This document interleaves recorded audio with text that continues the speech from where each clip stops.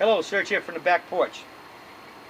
Just recently did a question about why is it so important to have a follow through once you've hit the ball. And following that question was this comment from Barney G with the number 4. And Barney says, I'm hitting my drive straight for the most part. A playing partner the other day suggested I would get more distance on my drives if I had more of a follow through. I guess I am one of those guys, when hitting the ball, I stop my swing just slightly after impact. When I practice my swing, I follow through, I think. Is there a drill and practice technique that I could use to develop a better follow through? I know that if I could get more distance on my drives, I could score better on the course. And Roy Reed immediately answered that and said, Joel, just a thought or two. Work on popping up like a Pop-Tart immediately after impact and getting to the tee finish. The Serge has said many times we need to do these two things in order to complete the swing.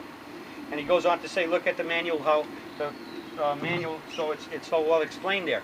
Another basic reason why is that you must have the energy continuing through. I use this comment in that other video the other day, and that's when you're hitting something, you don't as soon as you touch it, stop. When a karate player is breaking a board, he doesn't hit the board and stop. The whole key is to drive it through the board. You must keep the energy going in a direction that you want it to have. What's happening if you stop that energy right there? If a person just hit the board and stopped it, he'd probably crush his hands. He's got to keep the energy going through. A baseball player doesn't stop at impact on the bat. They always say you follow through. Tennis players follow through all the way into good balanced finish, and they want them following through this way so that they can be there ready to move forward and stay in balance and react to the ball coming back. And so all of that applies to golf. And historically, I have found that anytime I have a lesson where I have a player somehow stopping short in their swing, most of the time I say to them, why are you doing that? And in many cases, the answer they give me is, well, I don't want to hurt my back. I have a really sore back. I have back problems or whatever, and I'm just trying to stop my swing so it won't hurt my back. Hello, that's exactly wrong. Just think about it. If you're trying to come down to impact and hit something relatively as hard as you can hit it under control, and you're just going to slam the brakes on to right there, what do you think helps you slam that brakes on? As you're coming down in here and you hit that ball, and you're exactly at the moment of impact, everything in your body is tightening up and tensing up, from your fingertips right up your arms into your biceps, your shoulders, down your back, into your hips, and right down your legs, and slamming on the brakes. And where's all the jerk going to be when that thing just screeches to a halt?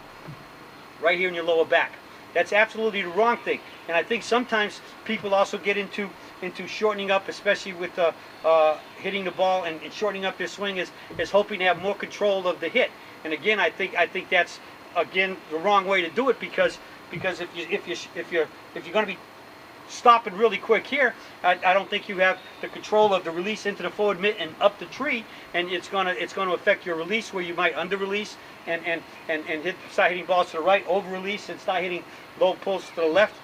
And the other thing would be is if you're starting to tighten up, the tightening of the muscles is going to pull your arms up a little bit, shrink the length of your arms and pull them up, and you're opening up the door now to tops and chops. And after you've topped a few, you probably go down after a little bit more and start chopping it. And so it just opens up the whole Pandora's box of issues. Worst of all being, it's not good for your body. It's not good for your back. It's not good for the tension it creates in your fingers, wrists, and especially in your elbows when you're slamming on the brakes there. And ultimately the back, as I've already said. So let's follow through. It's not over till it's over, till the fat lady sings, and she doesn't start singing in the golf swing until after the recoil or relax at the target. So through up to the finish, recoil or relax, and just practice that, get that feeling down. And once you get the feeling of that of the swing, then you swing the field. And I'm going to close with this thought. Predominantly, the most important thought I do when I'm making my practice swing is that I'm swinging to my finish and I feel the finish. I'm concentrating on this part. Most people are getting hung up on the backswing, and if your backswing is even remotely decent, what will have the biggest effect on hitting a good shot? Your finish, because you don't hit the ball with your backswing, you hit it with your follow through. And so I'm always my finish is good. I get up and I'm really concentrating on swinging to the finish. Now I don't have to worry about the 3/4 or that I'm going to turn too much. That's kind of so embedded into my subconscious and into my muscles. That's my brain making my muscles move correctly.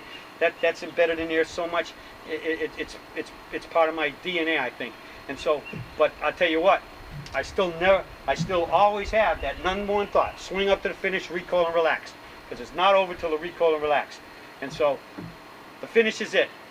And so, practice that, learn the feeling, get that feeling in your practice swing, then set up and swing that feel, and you're going to find that when you start making good, complete, dynamically balanced swings to a complete, dynamically balanced deep finish with the recoil and relax, you'll be hitting it much more solid, straight, and longer, and that's the way to shoot those lower scores.